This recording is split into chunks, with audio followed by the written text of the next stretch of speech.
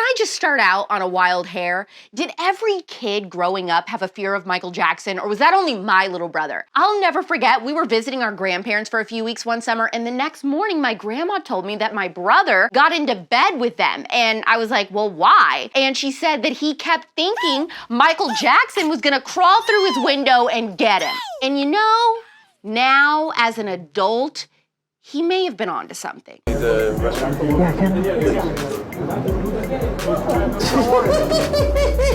Yeah, so that was weird. But anyways, I'm Alex Clark, and this is Poplitics, the first ever daily conservative pop culture show. Thumbs up and subscribe if you're not ugly. You're not that ugly. And where you are, I ain't gonna lie, you are ugly.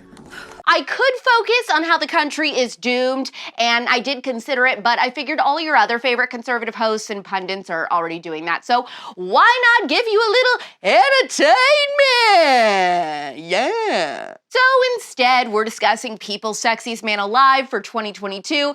Casey Anthony starring in her own docuseries on Peacock. Former Zoey 101 star Alexa Nicholas says parents on set frequently allowed Nickelodeon director Dan Schneider to do this to their kids. I'll tell you about the straight line theory and how a photo with your significant other tells you everything you need to know about who wears the pants. And Congresswoman AOC had the most bizarre response to her rabid leftist fans demanding to know why her pronouns weren't in her Instagram bio. It's a 5 orange juicy show despite our circumstances across the country right now, and for that, you're welcome. She does so much for us. People magazine crowned the latest Sexiest Man Alive for 2022, and the winner is...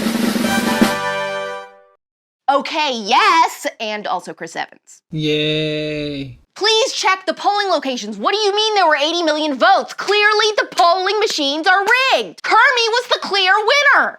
The humane side of me saw this news and thought, how dare they make a show like this? Then the showbiz side of me saw this and I was like, hell yeah. Because good TV is good TV and I don't want a moral lesson. I want to be entertained. So, for that reason, I'm very interested in this new docuseries called Where the Truth Lies with Casey Anthony coming to Peacock, where she's gonna allegedly tell her side of the story. Are you not entertained? Are you not entertained? Is this not why you are here? As a refresher, in 2011, Casey Anthony was charged with murdering her 2-year-old daughter Kaylee and was found not guilty despite how much of the public believes she was. The show will be a 3-part series premiering November 29th on Peacock, and according to E! News, the limited series will follow Casey's account of the infamous investigation, trial, and aftermath, speaking to the speculation surrounding her actions at the time, her demeanor in the courtroom, and her time spent in prison. So anyways, definitely watching that. Also, how much would it suck to be this girl? How is the best case scenario Joe Biden?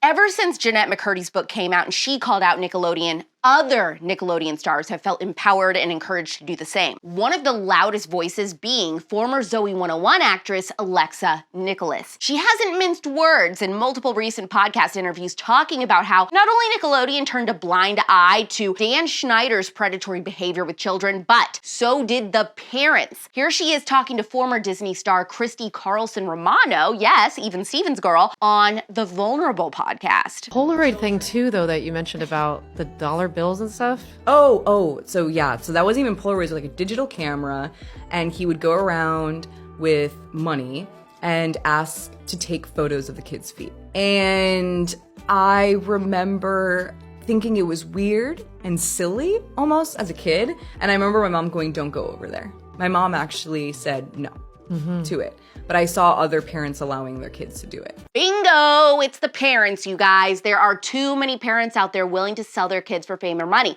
Greed is a disease. It's a sin. It hurts people around us. And those parents who let their kids get their feet photographed by an old, fat man so they could stay on a TV show, you better start asking the man upstairs and your children for forgiveness ASAP. You're sick. Have you heard of the line theory? Whack! Whack!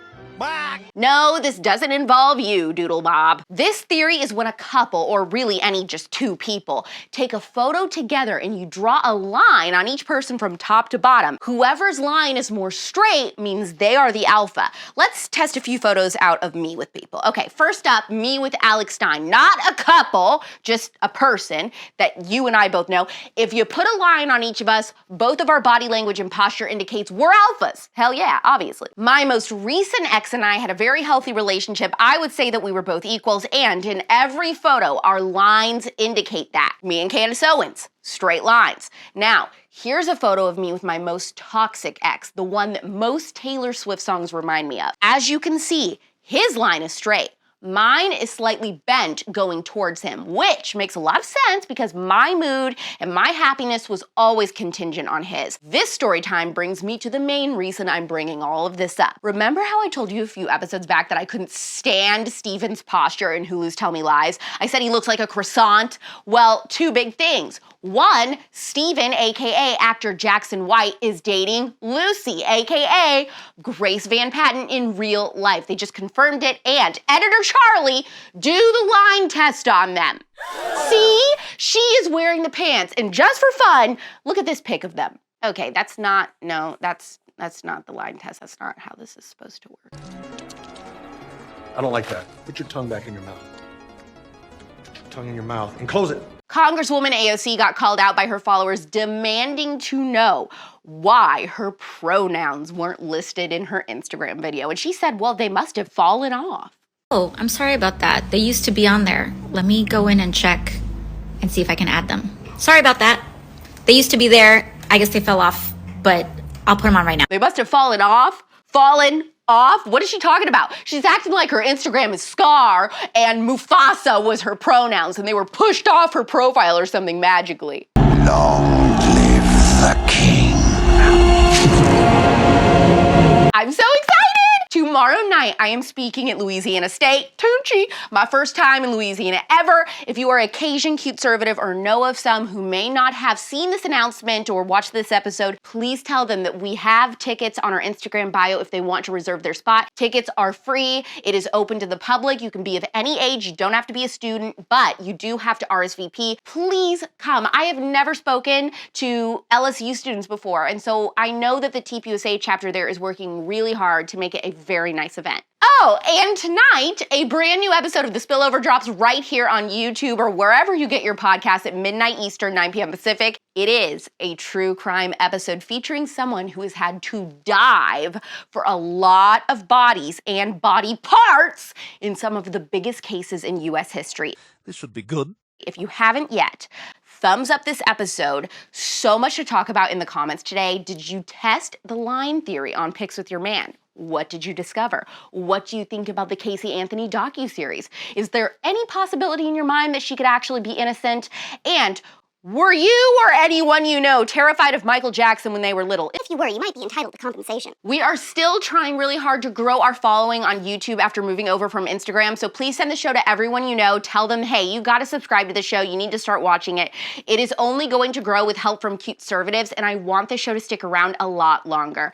Turn the notification bell on so you don't miss any episodes either. Now, since I have to travel and the company is off Friday for Veterans Day, also, the next episode will be Tuesday at 4 p.m. Eastern, 1 p.m. Pacific. You say, Alex, I don't understand. It's very hard to explain. But we film days in advance. So on Fridays, we film Monday's show. We're not here Friday, so we can't have a show on Monday. So Monday, we will film Tuesday's show. That's why we were back on Tuesday. That makes sense to me. It's pop culture without the propaganda every single day. I'm Alex Clark, and this is